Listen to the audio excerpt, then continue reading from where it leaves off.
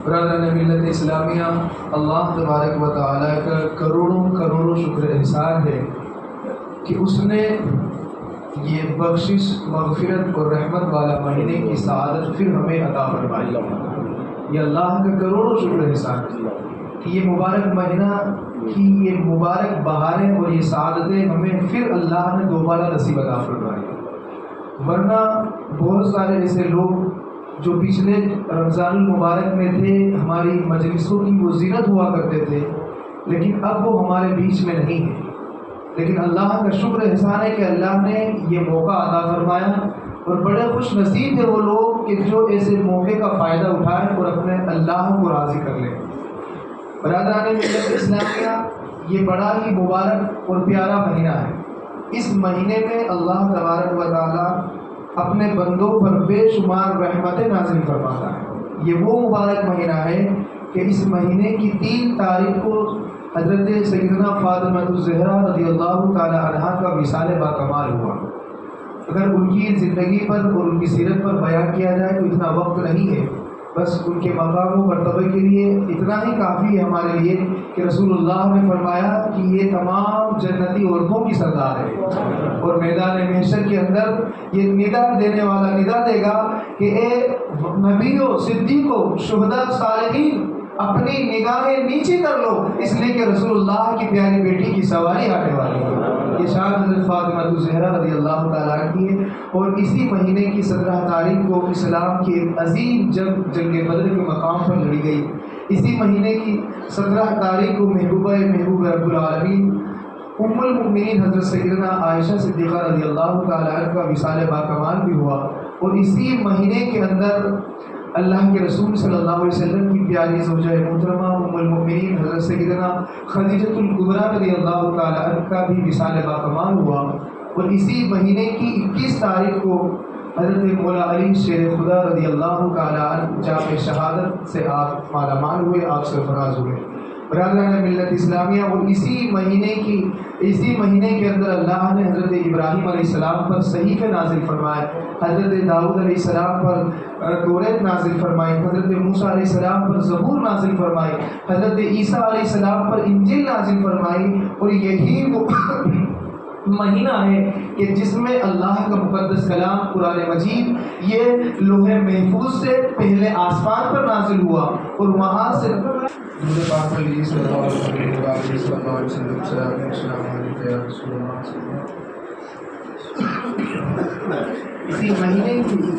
اسی مہینے کے اندر اللہ کے رسول صلی اللہ علیہ وسلم کی بارگاہ میں حضرت جبرائیل علیہ السلام حاضر ہوا کرتے تھے، اور حاضر ہو کر کیا کرتے تھے؟ وہ قرآن مجید کا دور نکالا کرتے تھے، رسول اللہ کے ساتھ بیٹھ کر قرآن مجید کا دور نکالا کرتے تھے۔ اسی وجہ سے بزرگان دین کا طریقہ رہا کہ اس مہینے میں کثرت سے قرآن مجید کی تلاوت کی جاتی ہے۔ حضرت امام اعظم ابو حنیفہ جن کی ہم تقلید کرتے ہیں، وہ امام اس مہینے کے اندر 61 مرتبہ قرآن مجید کی مکمل تلاوت کیا کرتے ہیں۔ حضرت امام شافعی رحمۃ اللہ علیہ وہ اس مہینے کے اندر 60 مرتبہ قرآن مجید کی تلاوت کیا کرتے ہیں۔ تو اس مہینے کے اندر بزرگوں نے کثرت سے کلام مجید کی تلاوت کرنے میں وہ اپنی زندگی کو انہوں نے مشغول کیا، کثرت سے وہ قرآن مجید کی تلاوت کیا کرتے تھے۔ برادران ملت اسلامیہ، ہمیں بھی چاہیے کہ اس مہینے میں جس طریقے سے ہمارا روٹین دوسرے مہینے کا ہوتا ہے، جو معمول ہوتا ہے، اسے تبدیل کیا جائے، اور یہ بڑا ہی مبارک مہینہ ہے۔ اور آپ یہ نہ سمجھیں کہ رمضان یہ مہمان ہے، رمضان مہمان نہیں، یہ تو ہر سال آتا ہے، یہ تو آ رہا ہے اور یہ قیامت تک آتا رہے گا۔ مہمان تو ہم ہیں کہ ہمیں اگلا رمضان نصیب ہو یا نہ ہو، تو اس مہینے کو غنیمت جانو اور اپنی زندگی کا آخری رمضان سمجھ کر اس میں کثرت سے عبادت کرو، اور کثرت سے اللہ تبارک و تعالیٰ کو راضی کر لو۔ مہمان رمضان کو ہرگز نہ سمجھو، لوگ کہتے ہیں مہمان 1 مہینے کا، نہیں، رمضان مہمان نہیں، مہمان اپن ہے۔ ہماری گارنٹی نہیں کہ ہم اگلا رمضان دیکھ پائیں یا نہ دیکھ پائیں، تو اللہ کا کروڑ شکر احسان ہے کہ اس نے یہ مبارک مہینہ عطا فرمایا، اس کا فائدہ اٹھائیں، کثرت سے قرآن مجید کی تلاوت کریں۔ افسوس کی بات ہے کہ ہمارے پاس قرآن مجید کی تلاوت کرنے کا وقت ہی نہیں، بلکہ ہم رمضان میں بہت زیادہ مصروفیت حاصل کر لیتے ہیں۔ ہم یہ سمجھتے ہیں کہ اس مہینے کے اندر ہی سب سے زیادہ ہم رزق کما لیں گے، سب سے زیادہ امیر اس میں بن جائیں گے، بلکہ چاہیے تو یہ کہا ہمیں کہ 11 مہینے ہم خوب محنت کریں، اتنی محنت کریں کہ اس مہینے آرام سے بیٹھ کر ہم سکون سے اللہ کی بندگی اور اس کی عبادت کر لیں۔ یہی تو مہینہ ہے جہاں سے بندوں کو تقوی کا نور حاصل ہوتا ہے، دل میں اللہ کا خوف پیدا ہوتا ہے۔ آپ دیکھیے نا، کروڑوں لوگ روزہ رکھتے ہیں، کروڑوں لوگ، لیکن ان کے سامنے دن بھر بہترین غذائیں ہوا کرتی ہے، آپ فریج کھولے فروٹ کٹے ہوئے پڑے ملتے ہیں، لیکن انسان کھاتا نہیں کیونکہ اس کے دل میں خدا کا خوف ہے۔ وہ وضو بناتا ہے، وہ کلی کرتا ہے تو بڑے احتیاط کے ساتھ کلی کرتا ہے کہ کہیں حلق کے نیچے ایک قطرہ پانی نہ چلا جائے۔ وہ ناک میں پانی چڑھاتا ہے تو بڑی احتیاط کے ساتھ کہ کہیں حلق میں پانی نہ چلا جائے، کتنی احتیاط کرتا ہے۔ کیوں؟ اسے پتا ہے کہ وہ جانتا ہے کہ اللہ دیکھ رہا ہے۔ اگر انسان چاہے تو وضو کے دوران 2-3 گھونٹ پانی پی لے تو کس کو پتا چل رہا ہے؟ بند کمرے میں اپنے گھر کے اندر بہترین سے کھا پی لے، وہ باہر آ کے کہہ دے کہ میں روزے سے ہوں، تو کس کو پتا چل رہا ہے؟ کسی کو پتا نہیں چلتا ہے۔ لیکن انسان ایسا نہیں کرتا ہے۔ کیوں؟ انسان کا یہ کہنا ہوتا ہے کہ ہمارا رب ہمیں دیکھ رہا ہے۔ تو میں پوچھنا یہ چاہتا ہوں کہ کیا رب قدیر صرف رمضان کے مہینے میں ہی دیکھتا ہے؟ کہ ہمارا یہ عقیدہ ہو چکا ہے کہ رب قدیر صرف رمضان میں ہی ہمیں دیکھ رہا ہے؟ برادران ملت اسلامیہ، تمام حلال رزق ہمارے سامنے پڑا ہے، لیکن ہم کھانے سے بچ رہے ہیں اس لیے کہ اللہ دیکھ رہا ہے۔ پھر 11 مہینے کے اندر ہم کیوں نہیں سوچتے ہیں حرام کمانے سے کہ ہمیں ہمارا رب دیکھ رہا ہے؟ کیوں ہم نہیں ڈرتے ہیں جھوٹ بولنے سے کہ ہمارا رب ہمیں دیکھ رہا ہے؟ کیوں نہیں ڈرتے ہیں ہم غیبت کرنے سے؟ کیوں نہیں ہم ڈرتے ہیں چوری کرنے سے، لوگوں کے مال کو کھا جانے سے؟ اس وقت ہمیں کیا ہو جاتا ہے؟ برادران ملت اسلامیہ، جس طریقے سے ہمارا رب ہمیں اس مہینے میں دیکھتا ہے، پورے 12 مہینہ ویسے ہی ہمیں ملاحظہ فرماتا ہے۔ تو ہمارے دل میں اللہ کا خوف پیدا ہونا چاہیے۔ رب فرماتا ہے لعلکم تتقون، روزے تمہیں اس لیے دیے تاکہ تمہیں تقوی کا نور حاصل ہو جائے۔ آپ روزے رکھو، دن بھر آپ روزے رکھو اور آپ اندازہ لگاؤ کہ ہم نے جو روزہ رکھا ہے اس سے ہمیں کچھ فرق اپنے آپ پہ پڑا ہے یا نہیں پڑا، اپنے مزاج میں کچھ فرق ہوا کہ نہیں۔ جو لوگ وزن کم کرتے ہیں یا بڑھاتے ہیں وہ روز بولتے ہیں کہ آج کتنا گرام کم ہوا، کتنے گرام زیادہ ہوا۔ آپ روزہ رکھ رہے ہیں، آپ اندازہ لگائیں کہ جو ہم اللہ کے نور کو حاصل کرنے کے لیے جو روزہ رکھ رہے ہیں، تقویٰ حاصل کرنے کے لیے جو روزہ رکھ رہے ہیں، تو شام تک ہمارے دل کے اندر کوئی فرق ہے کہ نہیں؟ بلکہ جب ہم جائزہ لیں گے تو روزے کی حالت میں بھی کوئی فرق نہیں ہے۔ ہمارا حال یہ ہے کہ ہم روزے کو رسمی طور پر ادا کرتے ہیں، جو کرتے ہیں رسمی طور پر روزہ، بس فجر سحری ختم ہوئی، پہلے فجر کی جماعت کا ہوئی، وہاں پڑھ لی، اس کے بعد سونا ہے ظہر کی نیت کر کے، یہ حال ہے۔ اس کے بعد ہمارا موبائل چلانے کا وہی روٹین۔ آپ اندازہ لگائیں کہ ہم یوٹیوب کے اندر کس طریقے سے ہم وہ ویڈیوز وغیرہ دیکھ کر ہم ٹائم پاس کرتے، تو ایسے روزے کس کام کے؟ ہمیں ہماری آنکھوں کا بھی روزہ رکھنا ہے، ہمارے جسم کا بھی روزہ رکھنا ہے۔ ہم روزہ تو رکھ رہے ہیں اللہ کی خوشنودی کے لیے، لیکن ہماری آنکھیں پاک نہیں، اس کی ہی ہم حفاظت نہیں کر پا رہے ہیں۔ ہمارا ہاتھ سے لوگ محفوظ نہیں ہے، ہماری زبان سے لوگ محفوظ نہیں۔ کم سے کم 1 مہینہ تو ہم سکون حاصل کر لیں کہ ہم اللہ کی مخلوق کو تکلیف نہ پہنچائیں، اپنی زبان سے، اپنے ہاتھ سے، اپنے کردار سے۔ کبھی غور کیا ہے؟ تراویح کے وقت کھڑے ہوں اور سوچیں، اس وقت رات میں تراویح پڑھیں، اللہ کا کلام سنیں، رونے کی کوشش کریں، اور اگر آنسو آ جائے تو سمجھ لو تمہارا دل نرم ہو چکا ہے،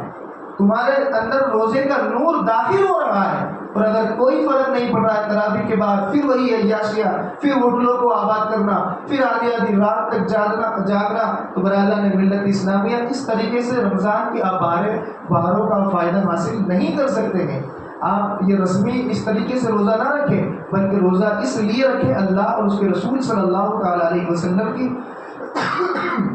خوشنودی حاصل کرنے کے لیے روزہ رکھیں۔ جب شعبان کا مہینہ ختم ہونے لگا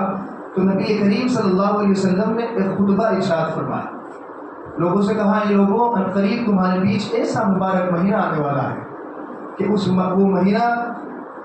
ہزاروں مہینوں کی عبادتوں سے زیادہ افضل ہے۔ اللہ کے رسول نے فرمایا کہ اس مہینے کے اندر ایک ایسی رات آنے والی ہے جس کی عبادت 1000 راتوں سے زیادہ افضل ہے، اور وہ جو مہینہ ہے اس میں اگر تم نفل ادا کرو گے تو اللہ تبارک و تعالیٰ تمہیں فرض کا ثواب عطا فرماتا ہے، اور اگر فرض ادا کرو تو 70 فرضوں کا ثواب عطا فرماتا ہے۔ یہ وہ مبارک مہینہ رمضان الکریم کا ہے۔ اللہ کے رسول فرماتے ہیں اپنے خطبے کے اندر کہ اس میں جو مہینہ ہے رمضان المبارک کا، اس میں جو روزے دار کو روزہ افطار کرائے گا تو اللہ اس کی گردن کو جہنم کی آگ سے آزاد فرما دیتا ہے، اور روزے دار کے ثواب میں کمی کیے بغیر رب قدیر اس کو بھی اتنا ہی ثواب عطا فرماتا ہے جس نے روزہ افطار کروایا۔ صحابہ کرام میں سے کچھ نے سوال کیا، یا رسول اللہ صلی اللہ علیہ وسلم، ہم میں بہت سارے لوگوں کی اتنی استطاعت نہیں ہے کہ ہم روزہ افطار کرا سکیں، تو نبی آخر زمان صلی اللہ علیہ وسلم کیا فرماتے ہیں؟ آقا کریم صلی اللہ علیہ وسلم نے فرمایا کہ جو روزے دار کو ایک گھونٹ دودھ یا ایک گھونٹ پانی یا ایک کھجور سے بھی روزہ افطار کرائے تو اللہ تبارک و تعالیٰ اسے اتنا ہی ثواب عطا فرماتا ہے، اور جو شکم شیر ہو کر کھلائے تو رب قدیر کل قیامت کے دن اسے میری حوض سے عطا فرمائے گا، پلائے گا، اتنا پلائے گا کہ اسے پیاس ہی نہیں لگے گی، حتیٰ کہ وہ جنت کے اندر داخل ہو جائے گا۔ تو برادران ملت اسلامی، اور آگے آقا ارشاد فرماتے ہیں کہ یہ مہینہ ہے اور رحمت والا ہے، مغفرت والا ہے، وہ جہنم سے آزاد کرنے والا یہ مبارک مہینہ ہمارے بیچ آنے والا ہے۔ یہ صحابہ کرام سے اللہ کے رسول صلی اللہ علیہ وسلم نے فرمایا۔ حضرت ابن عمر رضی اللہ تعالیٰ عنہ سے روایت ہے کہ رمضان المبارک کے ختم ہونے کے بعد سے، یعنی سال کے شروع سے ہی واپس جب رمضان آتا ہے اس وقت تک جنت کو سجایا جاتا ہے، پورا سال جنت کو سجایا جاتا ہے، اور جب پہلا روزہ آتا ہے، رمضان کا پہلا دن آتا ہے، تو جنت کے اندر بڑی خوشبودار ہوائیں چلتی ہے، معطر ہوا چلتی ہے، اور برے اللہ کی بارگاہ میں دعا کرتی ہے کہ اے رب قدیر تیرے نیک بندوں کی بیویوں میں ہمیں شامل فرما، اور دعا کرتی ہے اللہ ان کی آنکھوں کی ٹھنڈک ہمارے ذریعے اور ان کے ذریعے ہماری آنکھوں کی ٹھنڈک بنا دے۔ اور اللہ کے رسول صلی اللہ علیہ وسلم نے فرمایا کہ جو اللہ کی خوشنودی کے لیے روزہ رکھتا ہے تو اللہ تبارک و تعالیٰ اس بندے اور جہنم کے بیچ 70,000 سال کا فاصلہ پیدا فرما دیتا ہے، جہنم کے بیچ۔ اور آقا کریم صلی اللہ علیہ وسلم ارشاد فرماتے ہیں کہ جس نے اللہ اور اس کے رسول صلی اللہ علیہ وسلم اللہ کے لیے روزہ رکھا، اللہ کے لیے روزہ رکھا، تو اللہ تبارک و تعالیٰ اس بندے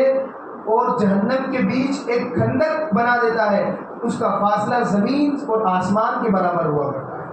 اور آقا کریم صلی اللہ علیہ وسلم نے ارشاد فرمایا کہ جو بندہ اللہ کے لیے روزہ رکھتا ہے تو رب قدیر اس بندے کو اتنا ثواب عطا، جہنم اور اس کے بیچ اتنا فاصلہ کر دیتا ہے کہ جب کوا بچپن سے جب وہ اڑنا شروع کرتا ہے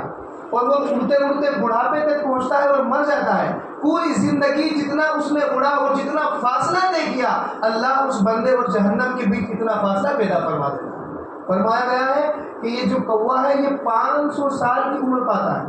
500 سال تک اب وہ اڑتا رہتا ہے، بندہ سے لگا کتنا اڑتا ہے وہ، اس کے بیچ جتنا بھی فاصلہ ہوتا ہے روزے دار اور جہنم کے بیچ اللہ تبارک و تعالیٰ اتنا فاصلہ پیدا فرما دیتا ہے۔ برادران ملت اسلامیہ، اور ایک حدیث ہے اللہ کے رسول صلی اللہ علیہ وسلم فرماتے ہیں کہ اللہ فرماتا ہے، یہ حدیث قدسی ہے کہ اللہ فرماتا ہے کہ